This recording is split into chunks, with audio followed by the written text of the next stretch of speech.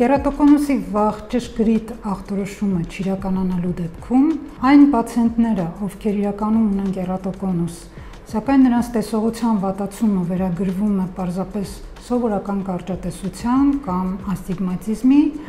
այս պացիենտները ենթարկվում են տեսողության լազերային կորեկցիայի, տեսողությունը լավացնելու նպատակով, սակայն սա իրական աղետ է եղջերաթաղանթի հյուսվածքի համար, երբ առկա է կերատոկոնուս։ Եթե մինչ լազերային կորեկցիան հնարավոր է կերատոկոնուսը բուժել, այսպես ասած, կրոսլինքինգ միջամտության միջոցով, ապա լազերային կորեկցիայից հետո տեղի է ունենում եղջերաթաղանթի կտրուկ բարակեցում, արտափքում, կերատոկոնուսի կտրուկ աճ և կրոսլինքինգ միջամտությունը ցավոք սրտի այս պարագայում դառնում է անարդյունավետ։